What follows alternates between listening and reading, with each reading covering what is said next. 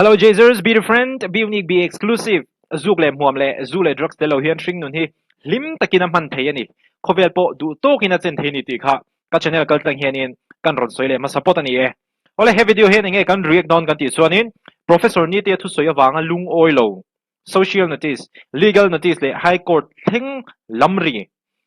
Chu pa thu soi chu atop lampa kan react ang. Mania professor ni te hian in athu soi nun hun bera khanin abial chunga an na tho kharon soi langani a soi ang kha chu an thalak te hi kan nei kim thokhat in ka hria ani heng abial chunga a MLA Fund manga na tho te hi tuna hianin kan react hawanga professor ni te khan soi wangin athu soi milzelin kan react pheidon ani tin mi pui te khan comment section a khanin zalen de win ron comment ro channel nei tu chu kani ngai dan thlir dan du dan hria thiam dan te po ka nei ama ro chu khang kala in ron comment du ani po khanin tu te emo channel ina comment te an haita an remove ang kha khatiang kha kan ti velo ti kha kan ron soile ma support ani chu tuna kan react pheyang ZPM sarkar achon kan na hi thaturani ti lai te hi ni kan malak na athatok lawa omani chuan min minute soi se ro se kan in en le tanga kan siam thaturani positive criticism thil chajok du awanga in soi se hi chu kan pom thiam vek khalai kha apoi mo lutuk positive criticism constructive criticism kan tiang te hi chu mimalte polte ta na mason na tur thil ani awang na tangkai lutuk tunai youtuber tam ta kho hi mo hanchik ma ula YouTube channel nutling patling enkol tam takhi midang an be chiama an soi sel chiama an diriam vaka amaro chu heng hitila hetiang hian tila athazok lo mo khatianga soi theile soi thiam kha tu ma anom le chong mi lo ni amak lutuk nakina professor ni te thu soya wanga lung oilo ero kha chu a class a sang dei sarkar khalngi la tumdan kha khatiang ni lem lawa mi reputation te mi za om na te ti chiat saka khatianga amol pho theang bera siam hre lo youtuber hi an tam to lu to ka tun lai a chuanin amak ami hring pa ngai lo thak ta kan play zelang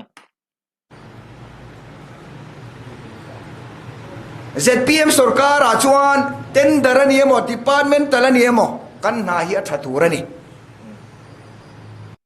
khilai takhi an mani ngai a chuanin de digreng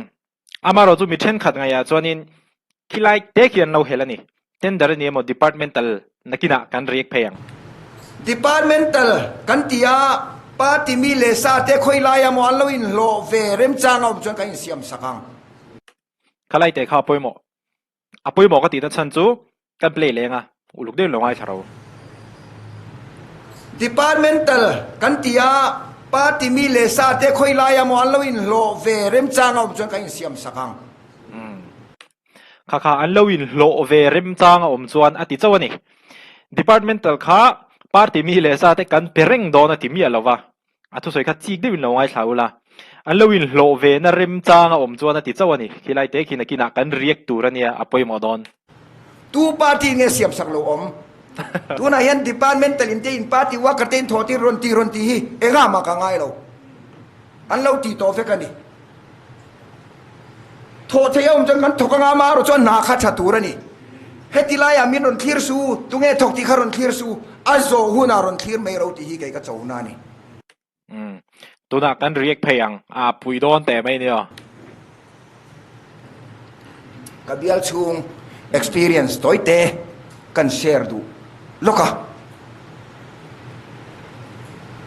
MLA Fund anu khoi kan changa claim ala oma chu min han pechua ka kan party unita kan han sem ve a nan thokani rual lunga noi thumin than mual kong an siama salak ni ron thona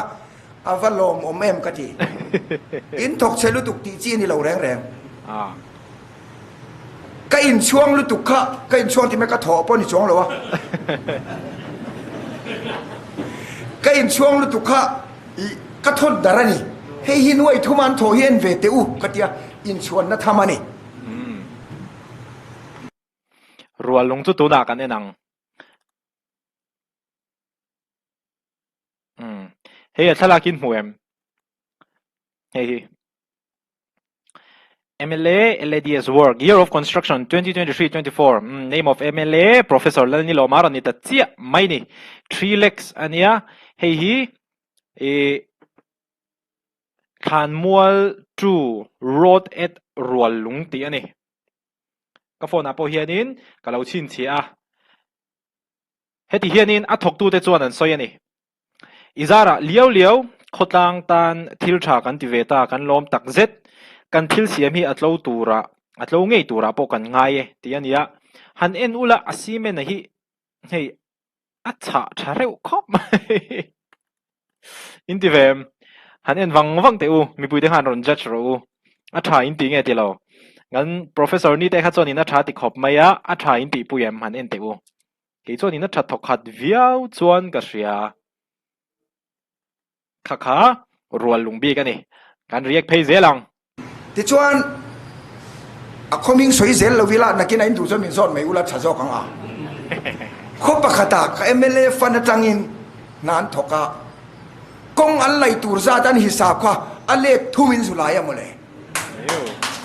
kan riek don ale thuman lai to nu po a poisa tle man la bang kalwa hi siam le te ngon ti in du chon a khuwa ka hruai thei chewania ti chuan kho pakhata a khuwa ka soyang mo ale a kho se zo e ngoro kimi ki chu a thalak ka nei lo kho pakhat troi zo te hi chu thalak ka nei lo in zo kher lo cho ka soi le lawang a ming chu ta chuan ling ro dan la ya an lai tur za dan zo to a khotangin zun in kan mamoen te zun in pani an sak bela ki chu thalak ka dei zun in pani an sak zo khan claim su man la banga zun in pakhat ala dayang a anti a khoin khede duem oh len chim kha kan enang hei hi ni in huem len team hei po professor lal ni lo mai tile tat mai len team fe kong MLA Fund nuai ni le chan ve 2.5 leka lai thar kan en pheng o hei hi pakhat na nia hei hi dot le hei hi chu akong lai ringot ani hei po ani le hei ani le ti chuanin a to pakhan enge soi kan ti chuanin zun in kha an sale ni ti chuan hei zun in pakhat sum chung bang manga an siam mani le ta zan ane athim deuh to chunga lang hei thei lo ro zo kom sa thian thawang chu lai waiting set bula tang hian ta hian lu na om phe a hei bang ani a ti hian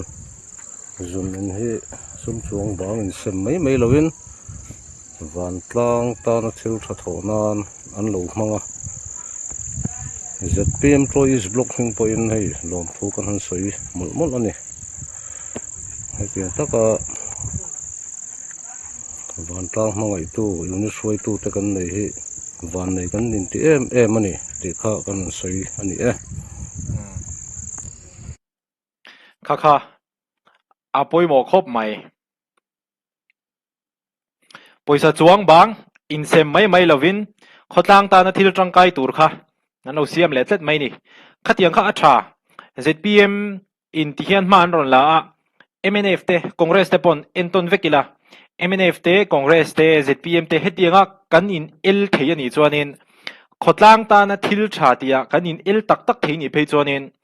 mizoram tan hian tha don tuk congress in MNF ai hian ka thok thaturani ZPM ai hian ka thok thaturani antia MNF pon congress le ZPM ai hian in kan thok thaturani antia khatianga anin tho that siak suo chuan mizoram hian in ma ason lo thei lo don khatiang kha in el na hrise lutukani don ani tha don khop mai ka du thu sam kan soi ve mai ni chu thei don lo po ko se chuang lo kan riek phei zelang khang khani a khoi him in zot zel sia kan soi le lo me nge thing sul khia campaign lai po motor kan nem nan fe kong cheli tu kha ka MLA Fund atangin nuai som pakhat in an thoka an mani soidana chuan athara karon thona a thakhom mai an mani soidana chuan khami fe konga huan nei zong zong khami fe na kong ina achuk po zaw nei zong zong khan atam tak khan in siam tharu tu adai thui lo wange min tien ti khang khani he ta changa hau kan nei lo ba kan contract te kan na te kan khal chon lo chon thil chadeu hi din the ni ti kan fiat to poimo he ta tanga hau kan nei lo wa a thalu tuk tu na ron soi te kha tuna a thala kan enang hemi hi lungshet zaw thingsul thlia fe kong motor nor ngai na kha ania in muang hianin hei hi JCB in akong hi a level veka ngei muam a level vek nuwa an mani a thok tu te hianin an timam le vek ani kong siam tran mai in kong level siam that vek ania JCB in uluk taka ti mam zo mishing in a chul mam le vek ani kong siam rem ani nuwa hianin border pha vek bok ani in muam ki border ki a thalek lok klom khop mai ti chuanin cement hi leilonga choklovin cement chona plate a cho zel ani in muang hian mo hei in mu zelem tina border te po kha ka zoom lem lawa han zoom ila he ti hian cement hi ti hianin an choka ti chuanin i cement be khata ro ra trin ruk le balu trin li zel man ani a hei hi an pha nu ani cement ti chuanin hei an pha dang ani a dang kan en leang hei po hi an la pha le ani tina border an pha thlang na kha ti hianin border chunga lung chunga hanin ti hianin cement kha an pha nghe thokat phiêu tu ra ni ti chuanin tuna a cha zong cha hem khop ma in siam thale lu tuk a dai lo nge lo ti po kha a dai thui lo nge ti po kha a om viau mai professor ni te hi a frank ka do ta soi ka ring lo hrim hrim a thu soi ang chi hen he lo tha atam zo ka chuanin in chinga ai tam te nia a thena chuanin in chi li te pon ti ve tho ni ama ro chu a tlang pui chuanin a cha tha thokat khop mai an kong siam hi hei a in tar le tawang mai professor lal ni lo ma ania a soyang nge khanin nuai som pakhat ani construction of PCC flooring at lungshet zaw thingsul hle ani mu nuwa mang reng khop mai hei in muang hian ta po hian in an lo tar ta ole adota enge soile don kan soi tui don lu tu kalom le ma ni dia lam na han soi chuan pakhat kan soi le nge ka heta so ka ziak tel to lo na in kan soi le nge scheme pakhan nuaya tui zem siam na oma kha tui zem estimate da khan achung khu atel mi alo ama ro chu kan party group hloi tu ten an han siama achung po dai don hi dia achung an siam tel akwa ka soi to lo meang im sia du mel tau thiu sul khia ni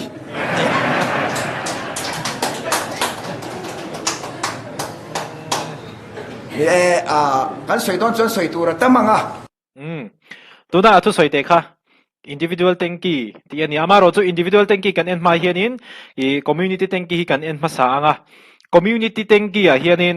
a chuat hi PCC tura ti ani amaro chu RCC in kan ti an tia tin atlo don lawan hria ta wangin hein muang hianin rot kan telbel anti bokane hein muem hein mutero en zelem ti chuanin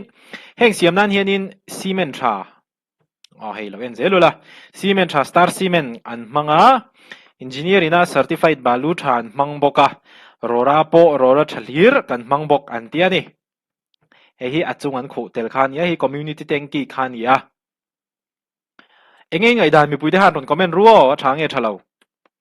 ti chon hi individual tanki PMKSY noi individual tanki an siam ani ya kan en phei zelang I estimate hianin achung hi atel lem lawani amai ro chu achung hi anti tel thawani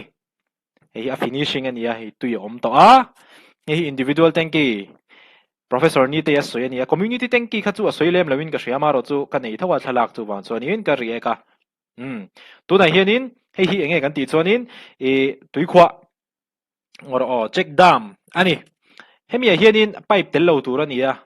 amaro chu hei he laya in huang hianin pipe an lo siam tela tuilak nan pipe an phum tel pipe hian na chun chu tuilak nan ti chonin a estimate ain an ti sang hre ta omzia chu estimate ain ti san hret chonin poisa an seng bel hlek don ti na ni hemi hi check dam chu ani khati zong kha professor Nitea na athu soya aron tarlan te ania mi puite khan enge in ngai dan han soi teu athala khi abula tangin voi kha than en suak leila in comment don ya hei than mual kong noi thum senga an pha kha ania enge in ngai dan no hei hi i len team kong an lai kha ani ti chuanin kong an lai bang kha in sem mai lovin zon in an lo siam le a ti chuan an campaign lai a motor nor ngai na lungshet zau ti khanin JCB na timam veka nuwa mishing an timam le veka ti hianin an tia ti chuan ti hen cement te an choka ti chuan ni cha channel nol khop mai enge mi puite khanin ngai dan he community tanki kha lo ni ta ni ti chuan he individual tanki nia chung hi estimate a tel lawan ti tel ta thova ti chuan he check dam ania pipe tuilak nan an da tel ta boka khang kha na professor ni te na tu na athu soyaron talan jinga kan react thei ho chu ani mi puite khan enge ngai dan ron comment ro a na kha a thai in tm a thai in tilovem soisel ngai omem soitong khan mi kan soisel don chuan mi tongpong soisel ringot lovin tongpong be mol ve top lovin engtin nge ai thazok in an ti theyang khatiang kong thazok kha kan ko mu thei turani chutiang ko mu thei chu hei zk bai ka hi ania tuna professor ni te thu soi pakhat departmental tepo enge in hlona rem chang om chuan party mi le sa te kan siam sak veng tia a soi kha ba hanin zk bai ka hi pulian ming hi alung oi vak lo ani amaro chu amana sarkar a soisel dan hi chumo adana dang dei a soisel satli alowa a soisel ba ka khan engtin nge sarkarin ankal dik theyang ma an son theyang khatiang kha advice kha a pe theilet youtuber tamtak amol mang ve tak taka mi soisel satli ang ringot kha chu ani lem lo zk bai ka hi tuna athu soi kan ngai thang professor ni te na athu so hi alungoi lo na chan chu pulian minga te purwa ta sai lo to na state project monitoring committee and secretary te hi chu da nang thlapa kaldu kha an nita da nang thlap chu wang chuanin department talani chon department chung mi ten ha thok me ro se an tia restricted open chung chang te po an ngai dan chu in thriat vek to kha mani apuwana nen pon in koma ti chuanin professor ni te thu soyo wangin pulen mingi lung oi vak lo ani chu wang chuanin RTI mangkhanin thil te kha zo chuaka social notice to na YouTube an ron talan thin hi nin ka ringa ka hriat thiam dan chuan chumi chu tok lo ani chuanin legal notice kan peang atia chumi po tok lo ani chuanin high court po kan thleng mayang high court kan thlen phei chuanin department then khata officer lian tak tak te chu an buai vengo tang te atia ni amaro chu chung a soirual chuan ZPM sarkarina ma an son theina tur soisel mol satli kha chu ni lem lo tu na athu soi tur te hi kan ngai thar lokang chu vai contractor registration ni hong thar sela khopui pa po thingtlang pa po ruling party te po khotina mi te in register sup rose registration chu sarkar in all sam takin khir ni alovin ti rose panaran po in register the turin panaran khan contractor license ani theina turin panaran po register contractor in thena turin kan sarkar hian mala sela ka du khop mai ka nge nani chu abik takin ruling party ZPM sarkar mi le sa party mi le sa ta na poi molu tu tin party worker te pon hein nor ro sarkar in sarkar nor ro ka video hi ZPM party worker ten enin lo am chon hei i nor turina ti cheu ni tu na nor tura ti cheu kan ngai thaleang ruling party ZPM sarkar mi le sa party mi le sa ta na poi molu tu tin party worker te pon hein nor ro sarkar in sarkar nor ro contractor ni har lo re chu ka tina chana chu dananga kan kalhi kan zirngai ni tuna dan lo in contract hain pe tho sia pathian du zong pon si lo wa dikta jong kan tharau nun ne a in mil to lo kha kimi dan lawa contract a soi khi chu professor ni te department ni lowin ka sia health department lampang zo khan ni tlatin ka sia khemi ki chu rong bol tu nun nen ring tu chanun nen chan ai mil to lo re kha kha apoy ni dan chadeu dan dik deu mi puita na mal som na kan nei thei ni chowang chon contractor registration ni sarkar hian hong thar sela chu registration tikhir lo sela all samte aminaran po e anin register thena kan ti kha ti chon injirnan dananga kal kan zirnan kan manganga tuna contractor class 4 kan nei ba ka po hian kalo sai photo ang khan class 5 class 6 te po konbel mai tur te chon nuai nga chin thok theite nuai som ni chin nuai lam thok theite ain thenanga ain ziranga in ti siang thiang him tak om chho dor ani danang thlapin ti chuan dan lo han kan kal to lawanga danang vekin ti chuan danang thlapin ten daran chang veanga danang in huanga danang in thok maya anha that phot chuan ti khang ngai to lo re chu chu christiana a pathian thuwa ring tu nun nen po ai mil chiani a thok tha piang chu ain upgrade zelanga class 6 atanga bultan khana kina chun class 1 first class contractor ani dei heine thil theng theini hei hi zpm sarkar hian ngai poimo selakadu khop maya an party worker te din mun a puitling taka arin hlan kai chhozel theina turania danang thapin contract na an boy pui to anga chon keini tan pona hadam thak do nani tin zpm mla le minister hotan po adik tak chuan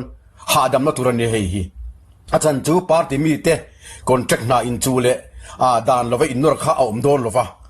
kan minister ten hadam pha dei mai don ni dananga culture achan chu party worker contract na thok dukan lo boy pui ngai lo an mo phura ni to lo dan oma register contractor an lo ni supta ten daran chang ve mai dona a fel thup zo kan hei hi thil ti nge turani ti chuanin kan minister te po an boina tam taka an filim pha nga dik tak chuanin dananga kali a hadam thlak official tan po department tan po a himber kha ani lova tuna keinin pathian zara ma kan la tak takanga thila kal fulowa high court kan than phei chuanin official te engineer te officer te kotan boy sak sak mayang khaka thil hlom deuh mai nia chuwang chon dananga kal hian kan him vek dan we kan him vek a hadam thlak bok tin kan soibel lokanga makati chu zpm sarkar hian empanel farm zong kha annuai bo vek tur en kalonga ya khami kha chu empanel farm chungchang le thil dang kha chu inen du chuan zoram cover youtube channel a hanin va en top ro en thei tuna karon tarlan big te kha chu a soi selani no zk bai kar khen tuna i zpm sarkar hi a soi selani amaro chu soitong khanin mi kan soi sel don henin hei soi sel satli te po hi om ve theinia amaro chu ani kha chuanin a soi sel satli lova a soi sel piala ma khanin a aya thazo ka ankal theidan tur kong kha aron la ko mu ramani khatiang khani constructive criticism kan ti chu tongpong soi sel le nge mizoram mangai inti wanga e ramshoi tu te beivak vak kha kha a thaber lo theiani tu te po kha tin mi poi soi te hi kan hre to lo lu tu khi makkatia mi kan fak thei lo ani chuanin angoi mai te po kha a thalu tu kani voina mi status a ka hmuwa chu karon soi chhong ani khati zong kha tun tuma kan react thei te chu ni mi puita khan ingai dang kha free de win comment section ho rong comment ro link vek kati to kha ngei om de comment te po tam no apoi ka ti lo right in nei chu wa cha de rong comment po pop ro in thlasung lo khan ka video de milowen saka kalome mani video le kan in mole thawanga be different be unique be exclusive ko zule muamle zule drugs de lo hian shing nun hi lim takin man thei ti hi lo sheula in la tem chin lo in la ti ve chin lo ani phejon in thiar fi lim char ro hei ke bo pathian zara in soi thei wang po ni lo se engma ga la ti lova anuam lutuk anuam chho ti tial risel na ngai poi mo gym kala akha to gai basketball te kan lo khel ve phejon exercise kan lak phejon mo anuam lutuk te kan risela kan harwanga khovel hi anuam deuh bi ka moti mai tur he ni chuwa chuanin in lo ti ni pon in thiar fi hle me moti tlem reduce the quantity kha tum mula in la ti ve lo ani phejonin ti ve mi su te kha free advice ani chu no ngain chir om lo te mai nia